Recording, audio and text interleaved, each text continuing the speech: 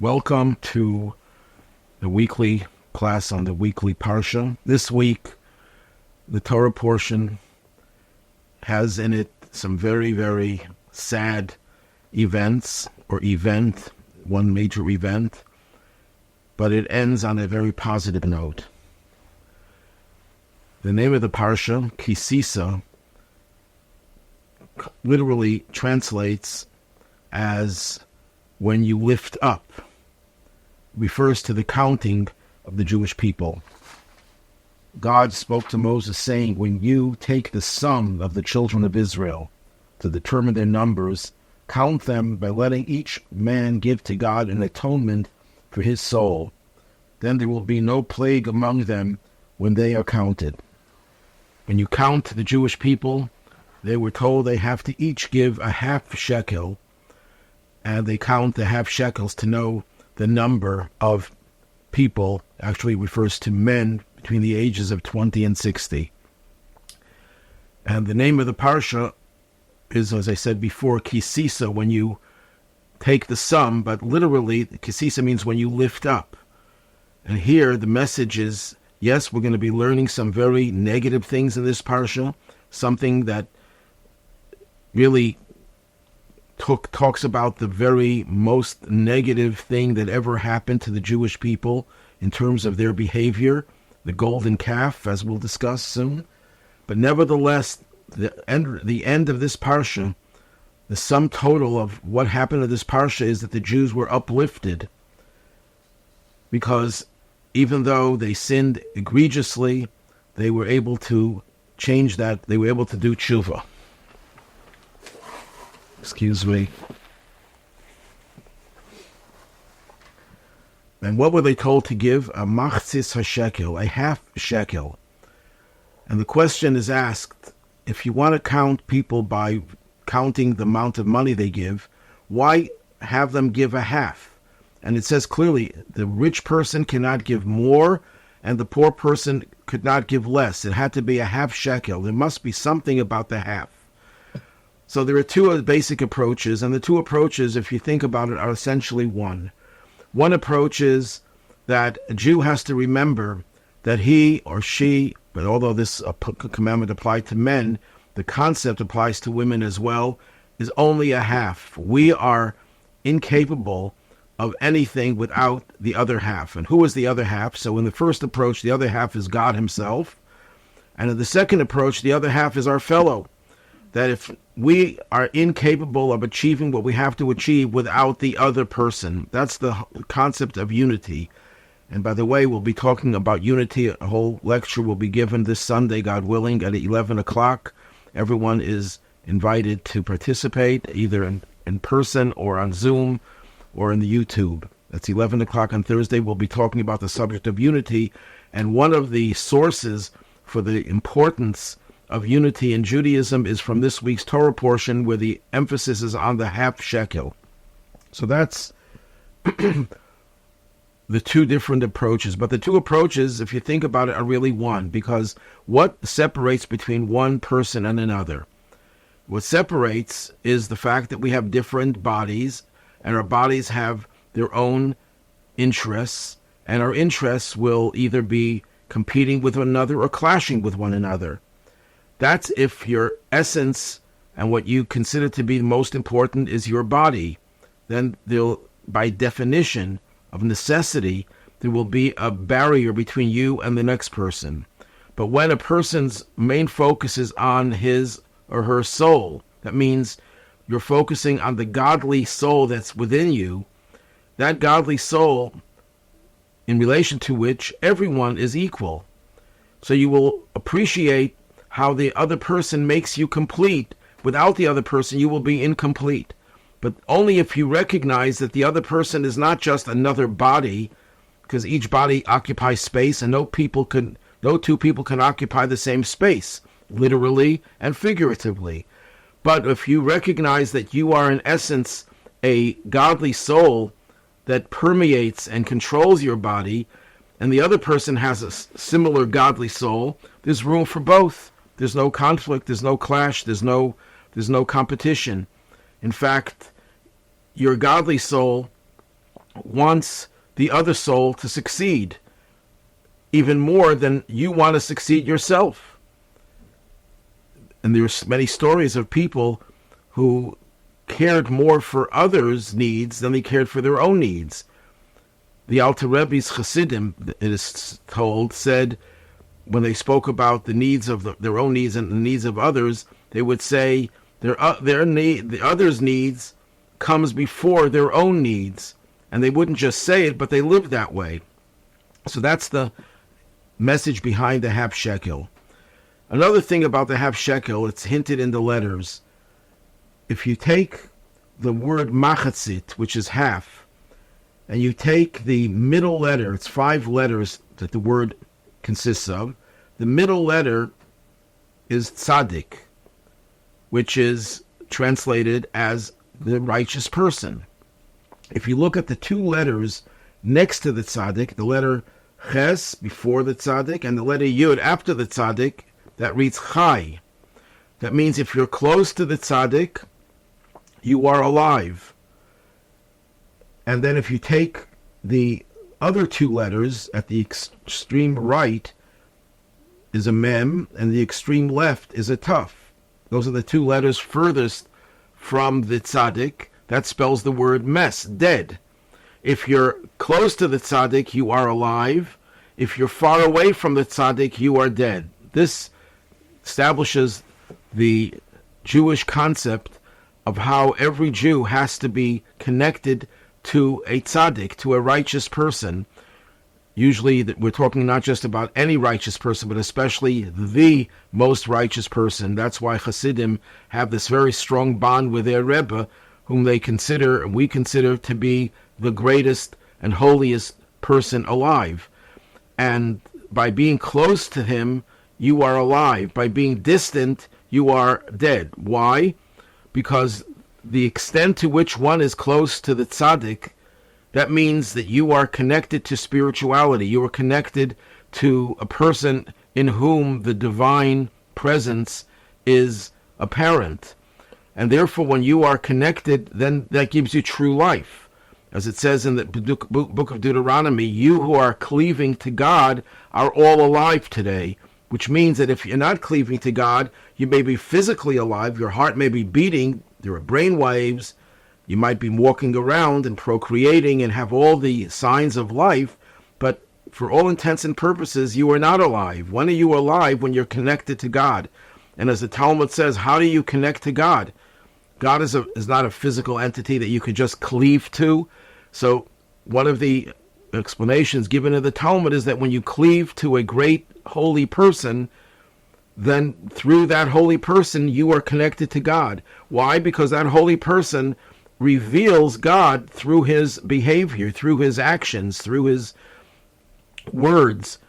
Because God is all over. God is in everyone, but there are things that block the appreciation for and the experience of God. The tzaddik, the true tzaddik, is not just a nice person, a good person, someone who does everything right, someone who conforms to God's will. That's there for sure. But moreover, the tzaddik is someone who is so self-effacing, whose whole life revolves around one God, that God, who is present in everything and in everyone, is fully revealed through this person. That means the person has no ego. The person's body and natural soul become transparent, that allows the light of the godly soul to shine through. So you are thereby, if you're connected to that tzaddik, you're connected to someone who doesn't obscure and doesn't eclipse the light, the divine light that shines within each and every one of us. And that's the lesson of the Machzis HaShekel, the Half-Shekel, that you have to recognize. This is a third way of looking at it. The first way is that you have to recognize that you are half without God. The second one is that you are half without every other person. You are whole only when you're connected to other Jews. And number 3, you're only whole if you're not whole. Let's talk on the positive. You are not whole. You are whole if you're connected to the tzaddik, to the person who reveals God in the world and in you as well, in us as well. Now, our sages tell us as Rashi quotes, that when Moses was told that the people will bring a half shekel, and that will be an atonement for their sin, he couldn't understand how that's possible. And God showed him what he didn't understand. What is a half shekel? And God showed him a half shekel made out of fire. So what's going on over here? It's hard for him to understand what a half shekel is, but he couldn't understand how could merely giving a coin be an atonement for a serious transgression. And God's answer was, it depends how you give that coin. If it's just a perfunctory act of giving a coin, you're right, it's not going to be very effective. But if the coin is permeated with a fire, with a passion, your soul is on fire as you give this coin. That means you're giving the coin, the tzedakah that you give, you're giving it with not just, well, I have no choice, I have to give, I'm embarrassed not to give, everyone else is giving, I'm also going to give. But you do it with a passion that comes from the soul, from the fire, the fiery flame in your soul, then that has the power to atone for your sins. And now we go to the central theme of the Parsha, which is the egel, the golden calf. What happened over here? Moses went up on the mountain the day after God gave the 10 Commandments orally. God spoke the 10 Commandments, more correctly the 10 statements, as we discussed many times. And Moses told them that he's going to be back in 40 days. Now, they assumed that it's going to be 40 days from the day in which Moses alighted on the mountain. But Moses didn't count that day because that day was not a complete day. A day in Judaism and the Torah is night followed by day. But that day was not the night before he was still on the ground. He wasn't on the mountain. So Moses calculated 40 days from the next day. They miscalculated. Obviously, if Moses would have been a little bit more clear and told them the 40 days will start, but obviously Moses didn't tell them when the 40 days start. And this is all probably because God made him omit that detail so that it would be possible for the golden calf, so that the Jewish people would then do tshuva. And this takes us to a passage in the Talmud. The Talmud says a similar thing about 2 incidents. I'll start with the later incident historically. King David has this affair with Bathsheba.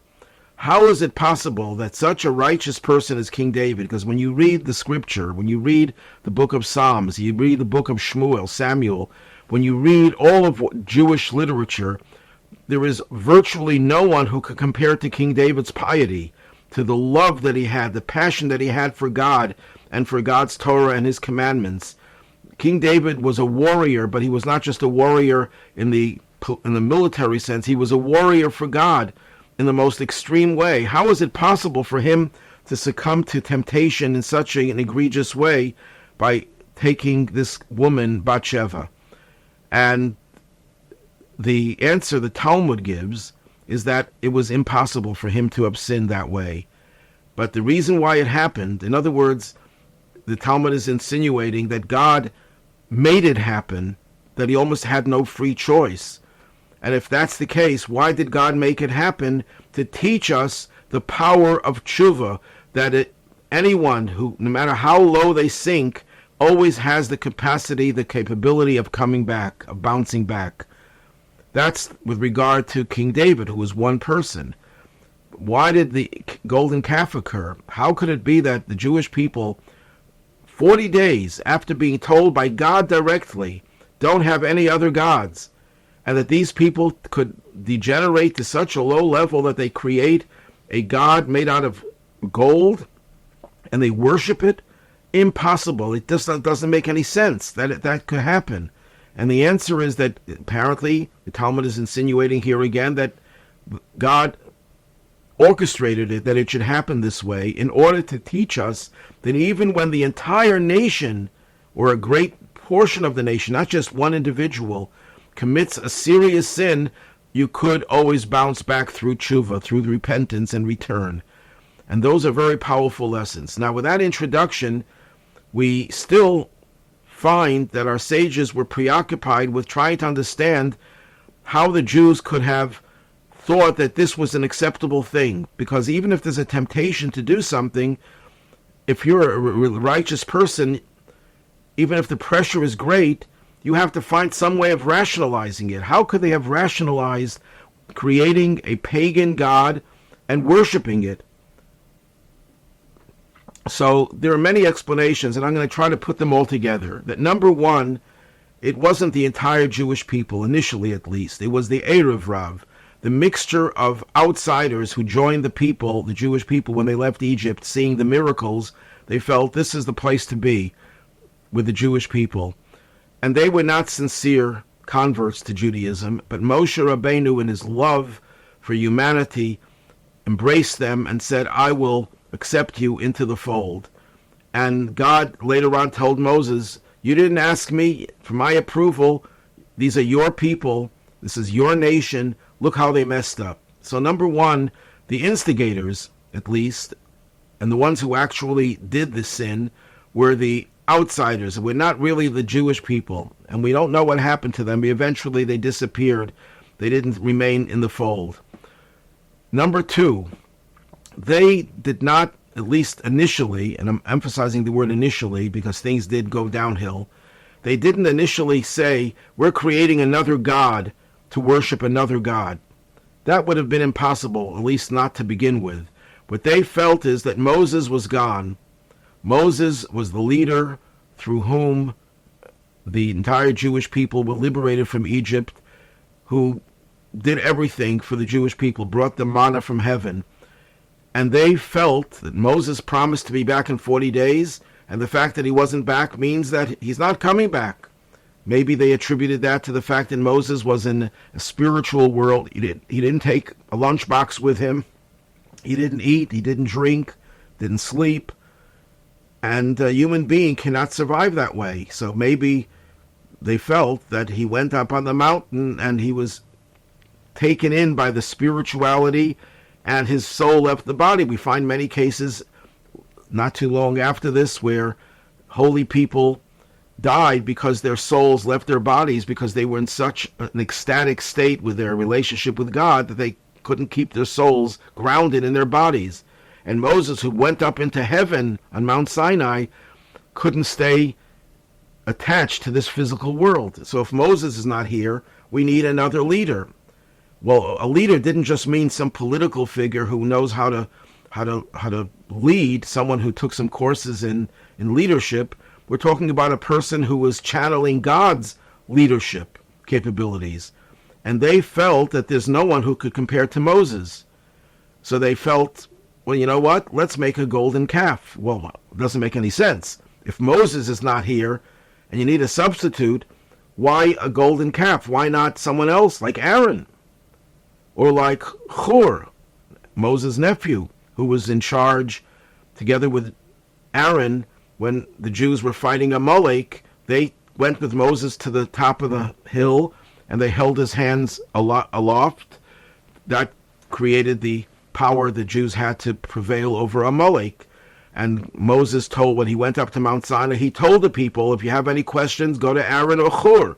So Moses himself delegated responsibility to these people in his absence. Why didn't they ask them to be their leader? Why did they insist on a golden calf?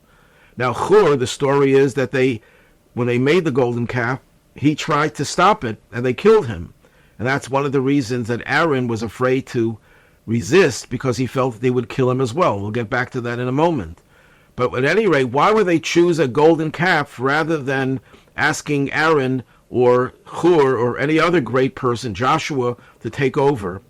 And one answer given is that they felt that Moses was unique. No one could compare to Moses. Moses was a transparent channel that allowed God's presence to be revealed through him, and they knew that anything that Moses said was not Moses saying it.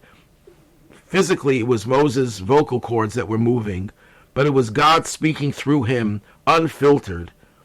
They felt there is no other human being who has that quality. Not even Aaron, not even Hur, not even Joshua, as great as they may have been. So they felt the only thing that could channel God in the absence of Moses was something that had no ego, that had no identity. Well, an inanimate object has no ego. They give an example that if a king has to hang up his crown, he has to go to sleep, he has to take off the crown, he's going to put it on a hook. But he won't put it on another person. He won't say, I have to go to sleep and I'm taking a nap. Here, let me put this on my servant. He won't do that, because taking a crown that belongs on the head of a king exclusively cannot be put on the head of any other individual. So you put it on a hook. It doesn't detract from the crown's uniqueness and relationship with the king. The same way, God will not reveal himself through anyone except Moses. And if it can't be Moses, let it be an inanimate object. That's initially what happened, that this was going to be a replacement for Moses. However, one will explain how Moses could be replaced by a golden calf. We gave one explanation, but the point is that they wanted a replacement for Moses. And then it degenerated into seeing that the calf had powers, that they started to deify and glorify the golden calf. And it degenerated into idol worship. By not everybody, by thousands of people, and the fact that nobody resisted and nobody protested and let it happen, that ascribed guilt to everyone, in a sense, and that's why God was angry at the entire Jewish people, and he threatened to Moses to destroy them, and Moses had to plead to God to have them forgiven.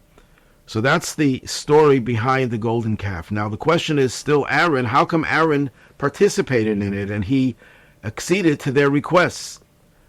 So the answer is twofold. Number one, Aaron was definitely against it, but Aaron was concerned that if he protests, they will kill him the way they killed his nephew Hur, who tried to stop it. But Aaron was not concerned about his own welfare, his own life, as much as he was concerned that the Jewish people, whom he loved dearly, Aaron was considered to be the greatest lover of the Jewish people, more so than Abraham was a lover, more so than Moses, who loved the people. But Moses was a stern leader. Aaron was a man of the people. He felt that if he is murdered, and then they will find ways of worshiping a golden calf or whatever, anyhow, they will be guilty of a double crime, and there would never be a possibility for them to be forgiven. And the logic behind it is that if a person does one sin, a sin of worshiping, we could argue in defense of the person, at least a mitigating defense, is that it comes from a misplaced love. We all have a trait of love. Some of us have it in greater measure than others. And sometimes the love that you have for something positive could easily be diverted into love for something negative. So worshiping an idol is a manifestation of one's love for Hashem diverted into love for a pagan god. So there's some mitigating quality there that look, they were so enraptured with love for God after they heard the Ten Commandments from God, they became so spiritual that they crossed the line. There's a fine line between the good and evil.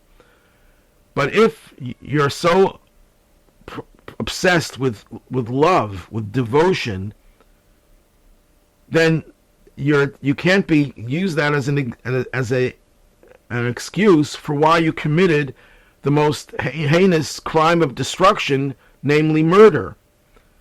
If someone, let's say, commits just murder, no idolatry, one could have used this as a defense, not as a real defense, but at least it would have mitigated the crime somewhat, that this person was filled with rage against evil. And when a person is in a fit of rage, they can sometimes divert it into something destructive of something good and holy, because it's based on one's passion. But when you do both of these sins, a sin of devotion, that means that you're connecting to God through love and passion, and you divert that into idolatry, And at the same time, you also take vengeance. You use rage and anger and the lust for blood, and you use that to kill a righteous person. Those are two contradictory traits.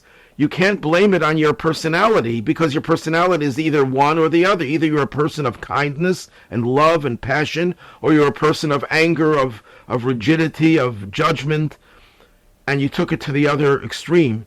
You took it to the other side. But to have both, that's unforgivable. There's no justification. There's no mitigating circumstances there. That's what Aaron was concerned with.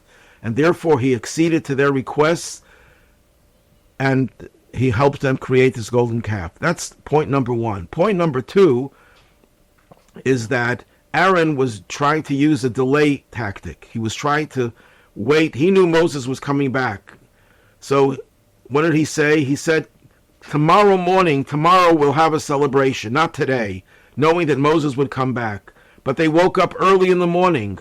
He also said, take the jewelry from your wives and your children and give it to me, thinking that no one is going to want to part with their jewelry to make this dumb idol. And that way they won't be able to make the golden calf, because they won't have the jewelry that they needed, the gold and other jewelry.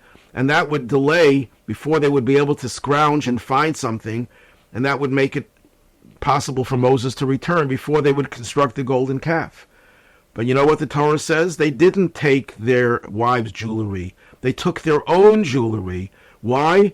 So our sages tell us, because the women were so imbued with faith in God and faith that Moses would return, but also their devotion to one God, that they refused to participate in any way possible to create a golden calf to be worshipped. And they wouldn't part with their jewelry. And someone will say, you know what, because women are into their jewelry and they don't want to part with it. But that's not true, because when it came to the Mishkan that we read last 2 weeks ago, and we're going to read it again next week, and hinted in this week's Torah portion, when the women were asked to contribute to the Mishkan, the portable sanctuary in the desert, they came ahead of their husbands. They dragged their husbands along, and they willingly, enthusiastically gave of their jewelry for the Mishkan.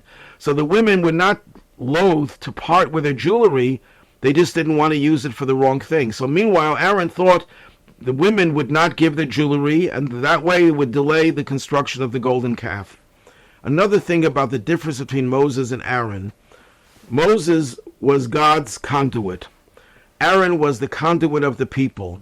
Aaron was among the people, and he felt much closer to them, and he tried as hard as possible to defend them and to implicate himself, because if anything bad was going to happen because of the golden calf, Aaron was going to take the blame for it. And indeed, Aaron was severely punished for his role. With all the justification and all the rationalizations, Aaron suffered the loss of his two oldest sons.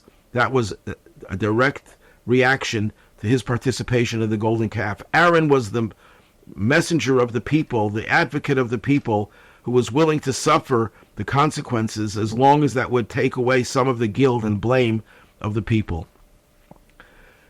As I mentioned, the women refused to participate. The women established a pattern of being on the right side when the men were on the wrong side. It started when the Jews were in Egypt. The men were subjected to such torturous labor, slave labor, that the men did not want to procreate. They didn't want to have families. They didn't want to engage in any type of relationship with their wives. They didn't want to have children. They threw in the towel. This is where we're finished. We have no future.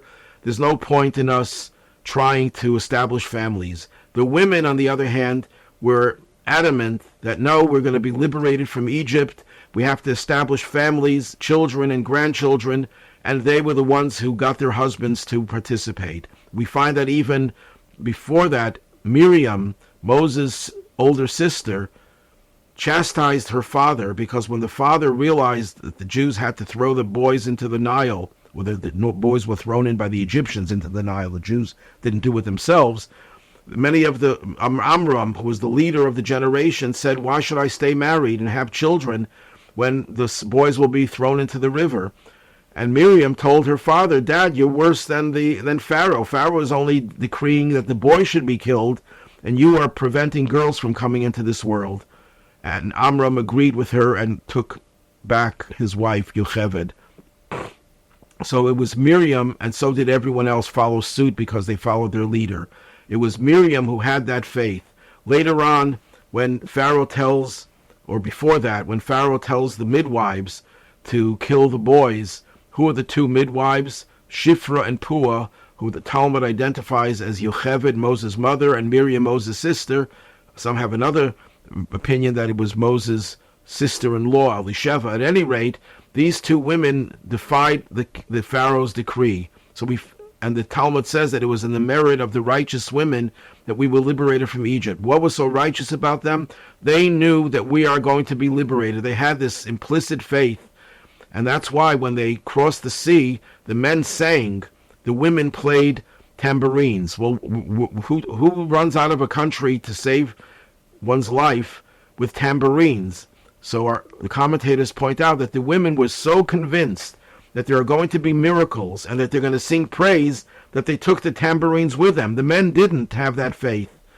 They only had faith when the miracle happened. The women had faith even before the miracle happened. And that's one of the things that the Rebbe emphasized, that we know that Mashiach is coming imminently. It's taking much longer than we expected, but we know it's going to happen imminently.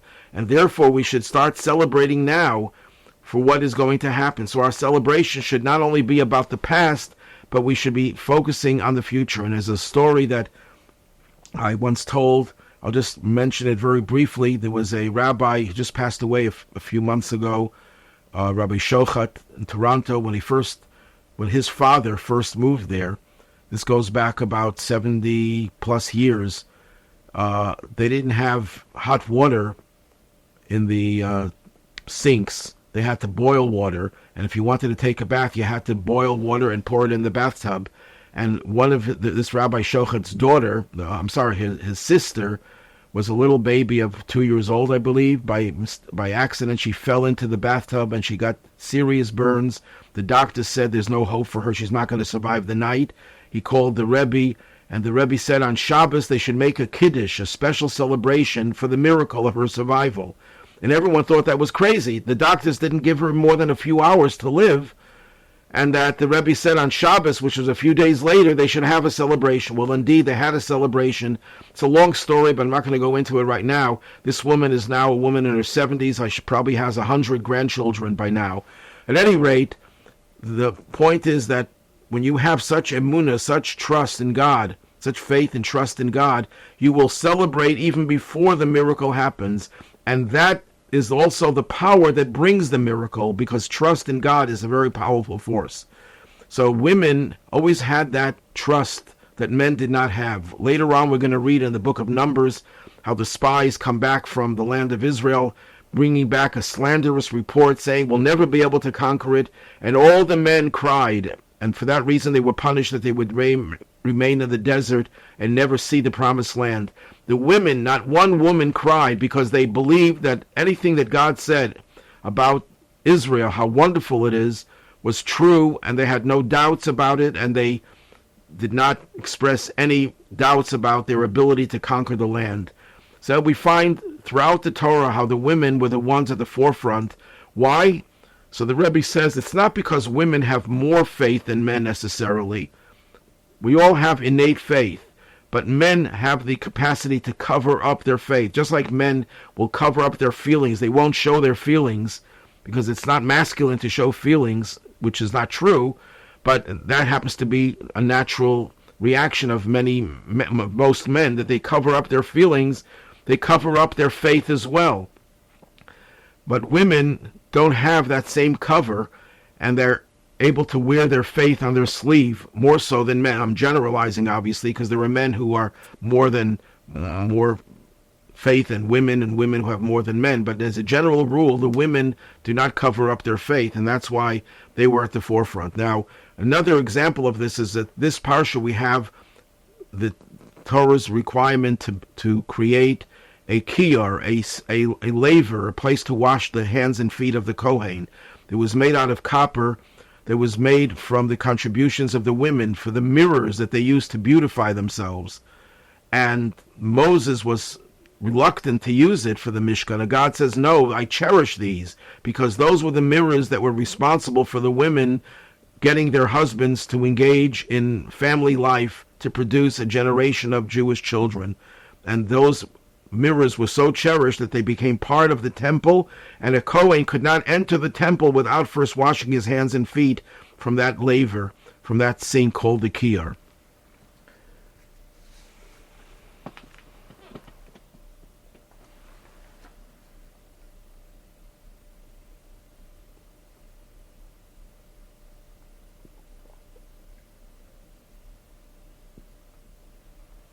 Now, when Moses was up on the mountain, and God tells him that your people, your nation, did something terrible. They created a golden calf. God tells him, Lech, go, raid, go down, descend. Now, why did God have to tell him to descend? Obviously, if he tells him to go, he's not telling him to go up. He's on the top of a mountain. It means he's going down. So the Torah says both. Go down, descend. So Rashi explains that God was telling Moses, you are demoted. Because why did I give you this greatness? Why did I give you the gifts that I gave you?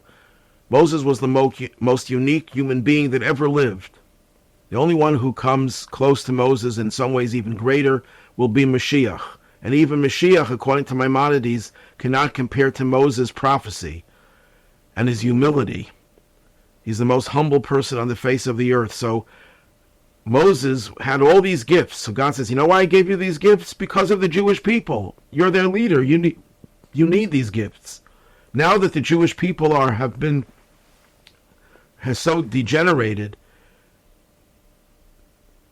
you're no longer in need of those gifts. So you are being diminished. Moses was demoted from his highest position. Then there's a Hasidic text, I believe it's the Bnei Yissaschar, who says that the word to descend is raid, spelled with a resh and a daled. What happened over here was the confusion of those two letters. If you're familiar with Hebrew writing, a resh and a daled are almost identical. They have a horizontal line on top and a vertical line attached to it on the right side.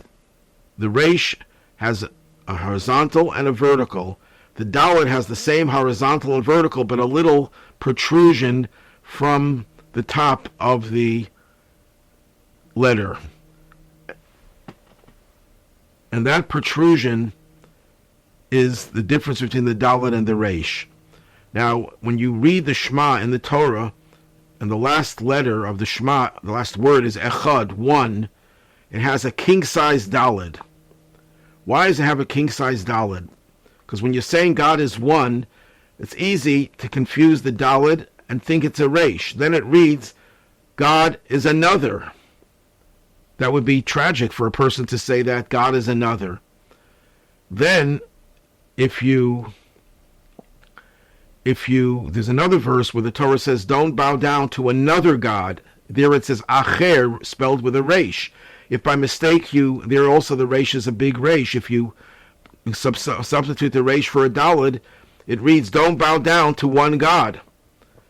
So those two letters can cause a great upheaval if they're confused. Well, that's exactly what happened with the Jewish people.